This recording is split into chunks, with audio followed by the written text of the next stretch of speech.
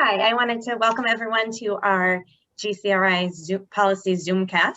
I'm really excited to have Ami Nagle with me today, who is the director of the Earned Income Tax Credit Funders Network, as well as the co-director of Economic Opportunity Funders Network. And you may have heard about different provisions in recent legislation that have made changes and improvements to EITC and the child tax credit. And so I thought it was really important to get an expert opinion on what has happened, what is in the works, and ways that funders should be aware of these things in order to further their work of caring for communities in Rhode Island. So Ami, thank you so much for joining us. And if you could kind of set the table for us and kind of the landscape of these programs, which are designed to help lower income families, what we have seen before the pandemic, the changes that have been made in the pandemic, that would be great if you could set the table for us. I sure will. And I'm so glad to be joining you all in this conversation.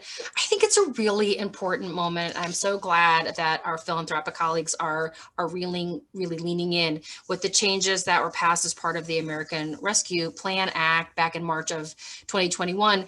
It really provides this incredible opportunity to reduce child poverty.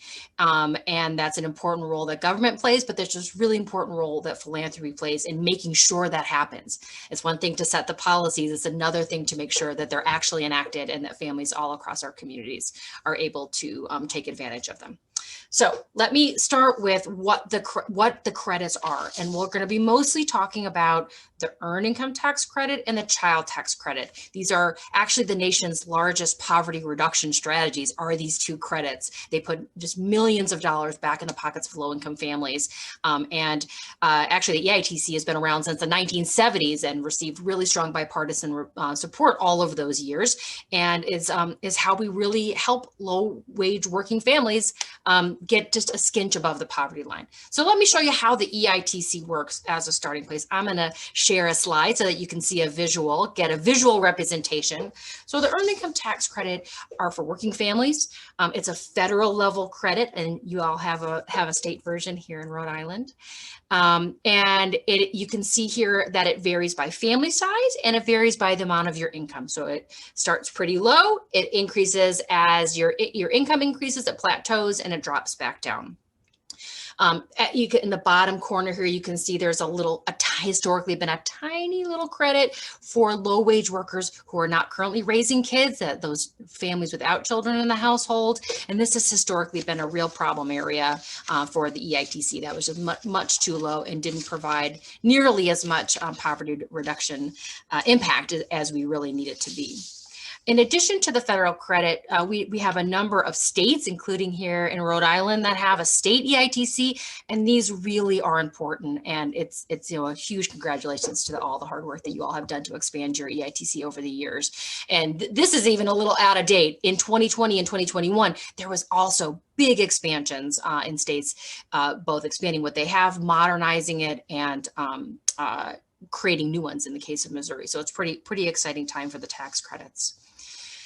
With the passage of the American Rescue Plan Act, a couple of important things happened with the federal Earned Income Tax Credit. So I want to flag that for you. It expands the amount of the credit for the lowest income workers without children, that problematic area that I pointed out to you when we were beginning. And it expands the age. This is something that folks have been working on for years, is to make it possible for younger workers and older workers raising children and without children to be able to benefit for the credit. And why I think this is particularly exciting as I think about all of those young people who are leaving leaving high school, going on to post-secondary education, maybe community college or working, and this puts important money right back into their pockets, in the amounts of $2,000 to $6,000, and that's important money for these folks. It's important to know for the federal EITC, this is available only to workers with their Social Security numbers. If you do not have a Social Security number, you're excluded from the federal EITC. let me then focus in on the child tax credit. This is the other big tax credit and has certainly received a lot of press in recent months. The child tax credit is exactly what it sounds like. It is largely meant for to support the raising of children, families, households with children. It too has a way that it is kind of phased in and out over time. It varies by child, by household size, the number of children that you have, and the amount of the credit really varies. This chart shows what has happened with the child tax credit post expansion, and it's really exciting because the main things that happened as a result of the passage of the American Rescue Plan is multifold. First of all, it expands the amount of that families will receive from about $2,000 to about $3,600 per child under age 6, and to about $3,000 for older kids. For low-income families, this is incredibly important money. They also fixed a problem that had been plaguing the child tax credit for years, which is they now made it refundable. So what refundability means is that if you have a tax credit and you have a tax bill, you get that bill down to zero. You use part of your credit to get your tax bill down, and that refundable part goes into your pocket. You get to take that home as a rebate. And so that's where the real power of these credits come in. The EITC, federal EITC has always been refundable. Now the child tax credit is due, and that's incredibly important. The other important modernization that they're trying out with this expansion of the CTC is making it periodic and making it so that families can get that child tax credit monthly. And so you've probably seen in the news, some families have started to get that credit in middle of July, they'll get it in August, September, et cetera. So the IRS and Treasury are trying to get money to families now and not have them wait till tax time. And that's pretty exciting to be able to get that relief to families right now. For the CTC, the child has to have a social security number, but the parents do not. And so you can be an I-10 filer, an individual taxpayer identification number, which many working immigrant and migrant families have. And so this expands the population of families who are able to get that credit. These changes just really represent monumental opportunities really for the community to kind of think differently about how we are supporting low income families and low wage workers. And I think that's the kind of the basics of the credit and what we've seen with the expansions. And just to draw this out, which you explained, but the refundability issue has meant in the past that very low wage workers or people who are not working are not receiving that in their pockets because they don't have to file taxes, correct?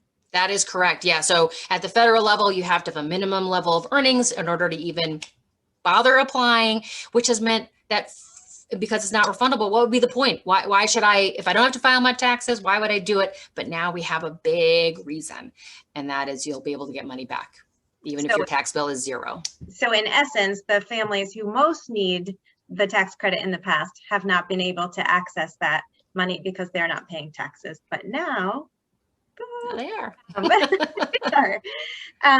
And so this legislation in ARPA, how long do these changes last? And what's the potential impact?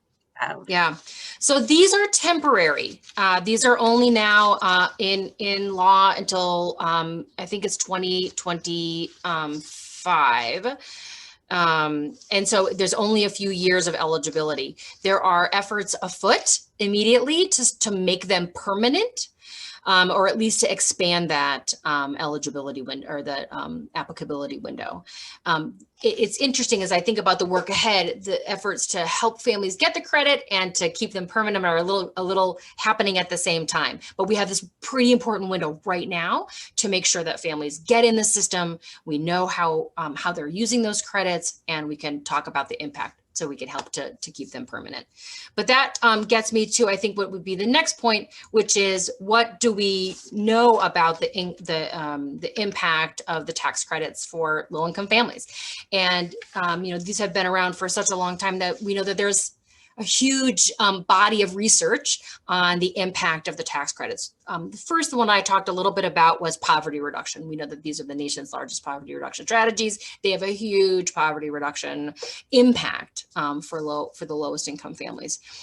With the expansion that has passed as part of the American Rescue Plan, we are expecting to really have some significant additional poverty reduction opportunities available to families. And in Rhode Island, the estimates are that if we are successful and really implement this well, and every family gets into the portal, that it'll reduce child poverty by 34%, and it will reduce deep child poverty by 67%. So that's important markers. These are things that charitable foundations have worked on for years about how do we really try to ameliorate child poverty. And this is one important step forward. In addition to that, though, we know that the tax credits have done a lot of other things in addition to poverty reduction. I'm going to share my screen again to show you a little bit about what we know about how the tax credits help families. Research has indicated that there's improved infant and maternal health as a result of receiving the tax credits. It's interesting to see how the health researchers look at this. It is money into the household that helps them to stabilize, helps them to reduce stress, and helps them to purchase additional healthcare services. And so that's an important area of connection. Research also shows that families who've received the earned income tax credit have better school performance, there's greater college enrollment, there's increased work effort and work support, and especially important for women, there's additional support around Social Security and retirement benefits. So this has long-lasting, benefits to low-income families. In addition, we know that poverty does not hit communities and families equally, that families of color are much more likely to be in communities and in households who are struggling economically. And as a result, things like the earned income tax credit and the child tax credit have outsized impact on helping families of color. And you can see here in this little chart, the average, this is pre-expansion, the average state refund for filers of color was more than it is for white non-Hispanic filers. And it's an important tool in our toolkit to help ameliorate some of the struggles that our families of color are facing. So important to note that. And that would be because of it's targeted to different income levels. That's right. Yep. Families of color tend to be more low income and tend to be slightly larger. Yeah. And so they're going to get a larger refund. And I know that you talked about the amazing potential to address poverty in Rhode Island through this program. I know that just yesterday or the day before, there was this New York Times was publishing about the greatest decrease in poverty, like over the course of the last year, there's been the greatest decrease in poverty in I don't know how long, just as a result of that. And so the significance of these two programs in partnership with other supports that have been like the extended unemployment and things like that have clearly had a tremendous impact already. So beyond kind of the long-term impact, they've clearly already had a lot of impact. Yeah, yeah.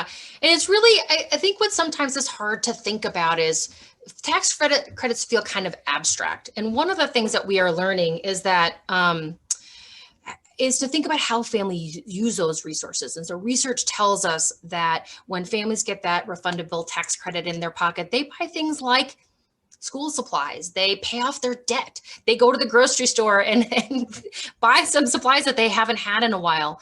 They put new tires on their cars and are able to get to work in a safer way, or maybe even take a new job in these really practical ways. Maybe even set aside some for savings for their kids for school. And that has really stabilizing impacts for them in the moment.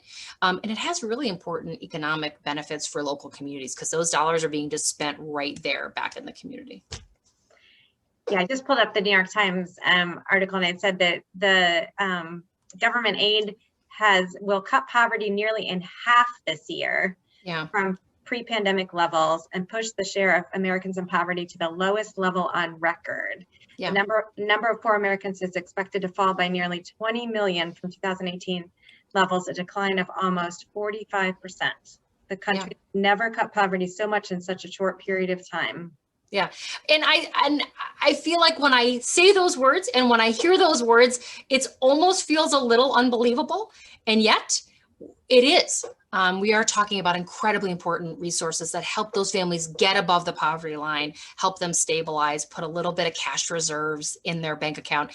This is, pre-pandemic, we knew that low-income families were already struggling with just lack of cash and lack of access to emergency cash. And I think it was, there was back in, pre-pandemic, it was something like, majority of families didn't even have $400 in their bank account. And we know what the pandemic has done is if they had any, it's gone now. So to be able to kind of replenish those stores, put folks on a more financially firm footing, maybe even allow them to take a better job and, work their way into more stability. And you said that there was the potential from these programs to decrease childhood poverty in Rhode Island 34% and deep poverty 67%. But there was a caveat that you had, which was if everyone is enrolled and receives this. So can you talk about that challenge and also how funders could help in that process? Yep, absolutely. So it is a monumental undertaking to get the child tax credit, especially because the advanced child tax credit, that periodic payment, has started already, just to get that geared up, to make sure every family knows how they're going to get it. It is a monumental kind of all hands on deck kind of undertaking. The couple of things that are good to know include the IRS and Treasury estimate that they're going to be able to reach a lot of families just by the information that they know about us as tax filers, as other ways, other benefits we've applied for. They're estimating that they can probably find about 80%. And it's that other 20% that are the hardest to find. They haven't filed in the past, or they're maybe like intermittently. They file sometimes, they don't file other times. They've moved a lot. And most the families that we're concerned a lot about are mixed immigration status families that are just, they're nervous perhaps about applying for something that it might have a negative effect on their household. And so it is an all hands on deck to find those families, to let them know about this opportunity, and to really help them through the process of these portals that the IRS has created to get them there. And so can you just talk about what the actual process is? So if I'm Jane and I haven't filed taxes, but I have 2 children and therefore I'm eligible, what do I need to do? Yep. So the IRS has a new filer or a non-previous filer portal. They have a special login for you. There's a handful of pieces of information that you need to have with you when you go there. It's about your, sort of proving identification and address and bank account information. There's some things you need to have, and you log into that portal, you put your information in, there's some data checks and things that have to happen, and you are getting noticed. People have been making their way through the portal. It could be more user-friendly. Like anything, it's always helpful to have a little support to figure something out when you've not done it for the first time. And so our broader kind of field community has been putting together outreach materials and YouTube videos about how you make your way through the non-filer portal. I think one especially helpful thing to note is for those folks who've not made it through the portal, who've not been filing taxes and maybe didn't even receive their EIP payments or incentive payments. If they get into the system and the IRS and Treasury see, oh, wow, Jane, you actually were eligible for this other stuff, you will get it all. And there's some time limitations on that, but you will be flagged as potentially eligible for other things. So that's pretty exciting for those families who we've not been able to reach. And just, you mentioned the mixed status families who maybe their parents do not have documentation, the children were born here, they're citizens, so they are eligible for this. Can you talk at all about public charge and how, if there's any effect there, or if I mean, I would say the administration has been very clear that there is no public charge implications for the receipt of the EITC or the child tax credit, advanced or regular, on immigrant families, families seeking to be here and potentially one day seek legal status. There's no impact. Now, our communities are nervous, and maybe for pretty good reason. They might be here illegally, but maybe there's somebody in their household who is not. And so I think making sure that our most trusted community partners, those who are closest to those families and community, know about this, reach out to those families and help them get the information. And as I think about what can funders do, especially regional and local funders, I think that is job one. Looking at our own grantees, looking to say, wow, I fund a soup kitchen in an important neighborhood. I fund a diaper bank. I fund a place where lowest income families are likely to show up. I can work with my grantees to make sure they have the information. There's additional resources in multiple languages, and just providing that connection point to make sure that those materials are getting in the hands of their current grantees. Or creating funding for additional staff who could sit and navigate folks through the process. Yeah, one of the things that we have been seeing across the country is the importance of these navigators or assisters. There's some different words that people use, but it's really, you can imagine you've sat down at your computer, you're trying to say, I think I'm doing this right, but you could pick up the phone and call somebody and say, I don't understand exactly what they're asking for. Is this the right piece of information? I don't have this, but can I use this piece of information itself? So those navigators or assisters, trust community partners, or people we feel comfortable talking with our financial and family information with on the phone, is a huge benefit. We've seen a lot of traction out of that in other places. And also the issue with technology, that there may be some families who don't have a computer to be able to log on. So if a community center has that ability, it would be really helpful. Just for everyone listening, 211 is in the process of getting their call center staff trained to help folks navigate this. So by the time you are listening to this, they should have been trained. So you can also make sure that your grantees know that if they are not able to answer questions, they can send people to 211 and they'll be able to walk people through that.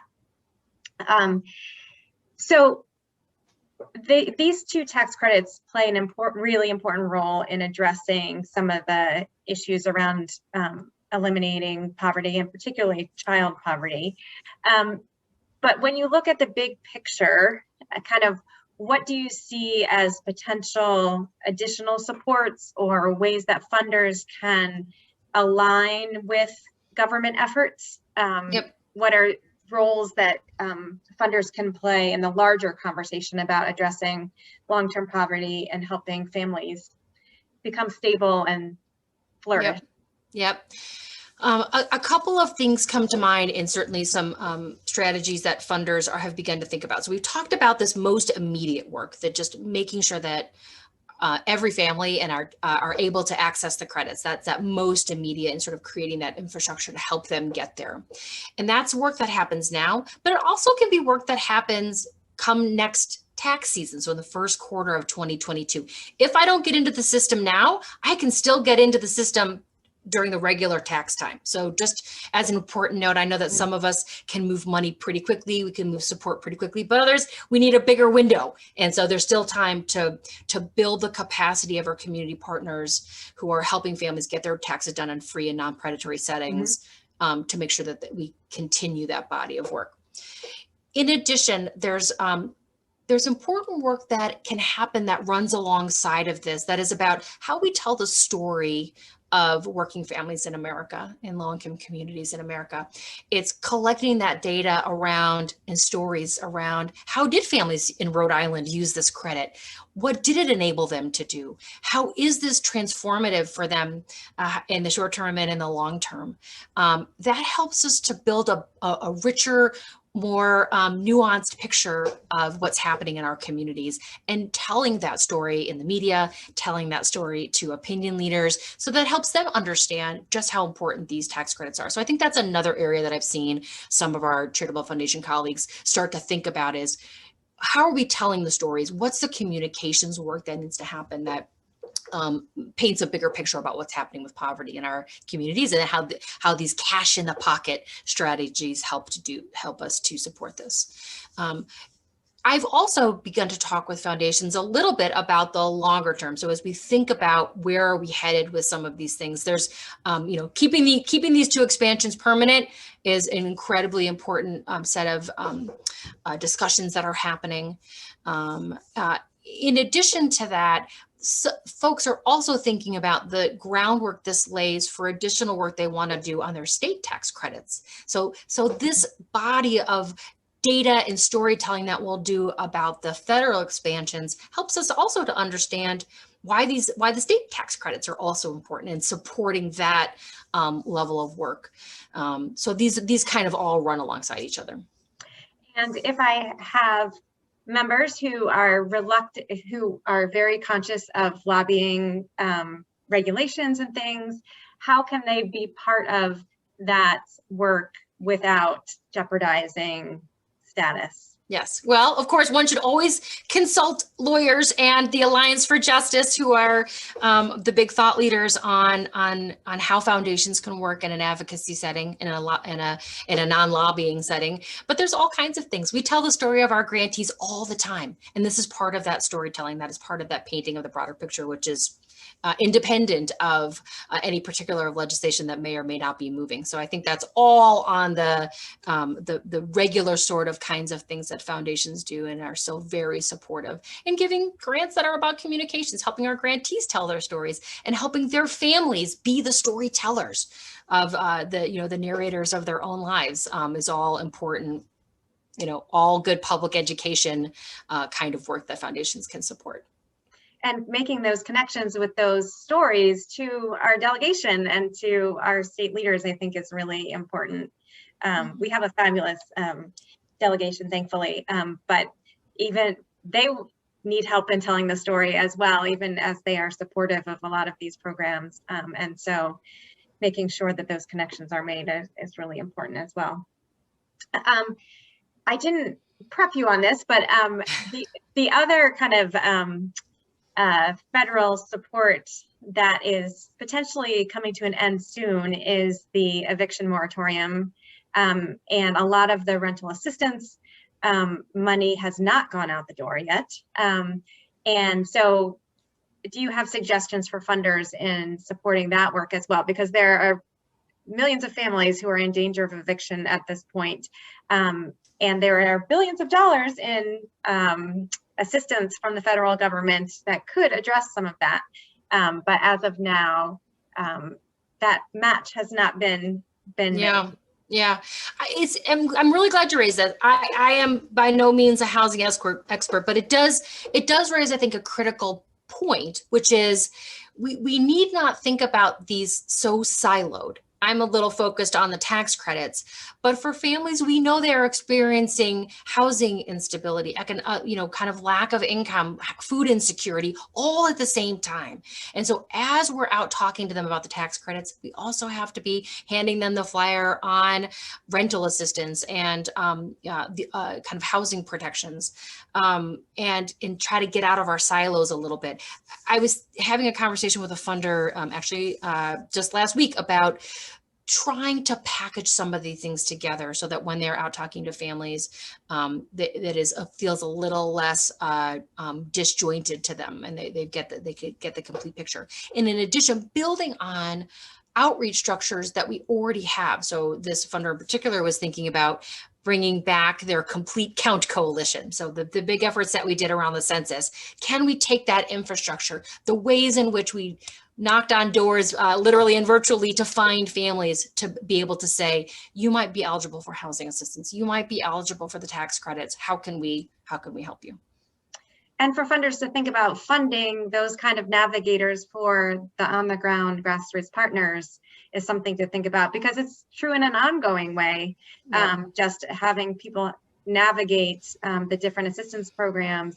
And I like to highlight for my funders, again, that there is an opportunity, like with SNAP outreach, there are matches that can double your impact through that funding for food stamp outreach. And so a funder could give a certain amount of money and then have the federal government bring in, I guess it's 50% on the back end to continue that process. And so that an individual funder could make a grant that isn't enormous, but enable that to bring in a lot of additional assistance to individual families and to the community. So investing in kind of that navigational support is a way to really increase your ROI. Yeah, and this has to be a public-private partnership. We know that we might have a philanthropic strategy, which is about reducing poverty, but we cannot do that by ourselves. That is a monumental task. And so government needs to step in to some degree to provide some of the on-ramp. And the private sector, including philanthropy, has to run alongside that in order to make sure it really is implemented well and reaches the families it is meant to reach. We play different roles, and we have to play them together to really make it work well. One thing I'll just flag is that as states and counties and cities, depending on how you all are organized, are thinking about the implementation of the federal and local support that came through ARPA. Some foundations are talking with their city, county, and state leaders about, can we use some of this funding for navigators? Can we use some of this for the infrastructure? So, talking with your state and local elected officials about how are these resources being used? Can we use it in this short-term way to get some of this navigator stuff off the ground? And as you look at the horizon, obviously the extension or making permanent some of these changes is one of the things you have your eye on in order to address these issues long term. But are there other things that you see on the horizon that it would be helpful for funders to be aware of? Yeah, there's so much left to be seen out of this Congress in terms of what happens and what they're able to get accomplished. There will be more work to be sure to be done on this. I think really pushing the envelope on this age expansion. Some states have, for their state EITCs, work toward including I-10 filers, which is our immigrant and migrant families. Trying to push that at the federal level seems incredibly important. So again, that storytelling about how this rolled out, how families use those money. It's not, it can be done. And there's some really interesting work that is being done in some states around how do we define work? What does it mean to be a worker? At the moment for the earned income tax credit, you have to be a W-2 or a 1099 worker. And how do we think about an expansive definition of work? I think that's a little further down the road, but it is on the horizon conversation. And this is overlapping a little bit on that, but in terms of the care infrastructure that's also being talked about moving forward, are there ways that kind of intersects with the work that you're talking about? Yeah. I mean, certainly the care economy is front and center on folks' minds, and we have a formal care economy and we have our informal care economy. Even within the formal care economy, we often know that those jobs are populated by women of color. They're often unstable positions and not well-paid positions. So this is a super sweet spot for the existing tax credits for that more formal care economy. And if you are a grant maker who is working with the early childhood community or the home health care community, this is a nice connection point, even within our existing system. And then in our more informal care economy, the work that families do and neighbors and loved ones do to support care for elders, to support care for folks going through medical emergencies, to support care for children. That's, I think, the area of kind of growth and thinking creatively and newly about how do we define care and how do we support care? How do we create that infrastructure? And clearly, I think that tax credits could play a very vital role in that. And I wanted to give you a chance to just talk about the IETC network and the Economic Opportunity Funders Network, just so people aren't familiar. I plug things that you share with us, but it would be helpful for people to know a little bit about that. Well, that's great. And we're so glad to be in partnership with you all. So I will start with the Economic Opportunity Funders. It is a nationwide 25-year-old funder affinity group that sets a kind of a broad table for how funders think about economic security. It could be public benefits, it could be worker rights, it could be tax and budget issues, it could be access to subsidized healthcare, the variety of ways we think about economic security, and setting a broad table where those folks come together and say, how do our strategies align? How are we aligning those strategies and combining those strategies so it builds towards something bigger? Even if I can only ever fund in my lane, I know that it connects to all the other lanes on the superhighway of economic security for families. EITC Funders Network actually began as a working group of EOF, and we are also a nationwide network of charitable foundations of every make and model. There's probably 300 or so across the country that focus specifically on the tax credits. That is one tool in the toolkit of the broader economic security body of work, but really come together around that table to focus specifically around what's happening on the policy side in terms of the tax credits. How are they changing and evolving at the federal and state levels? How are we connecting those tax credits to other economic stability, like savings or credit cleanup for low-income families? And then what is the infrastructure at the community level by which we are making sure that those families get those credits in free and non-predatory settings, so that when they are getting those tax credits in, they're not going and paying exorbitant fees to get those taxes done, that they're able to retain as much as they can. Great. So I will have, at the end of this, I will have Amy's contact information and the links for both EITC Funders Network and EOF. And in her last reference, we do have a VITA program here in Rhode Island, and 211 is also kind of the link for that. So if you want to support the VITA program for the free tax filing across the state, just a little plug for that as well. Amy, I want to thank you so much for taking the time to share with us. Really informative, really helpful in giving the big picture of how this all fits and the role that funders can play. So thank you so much. My great pleasure. And I'll look forward to working with you all on this as the months unfold. Great.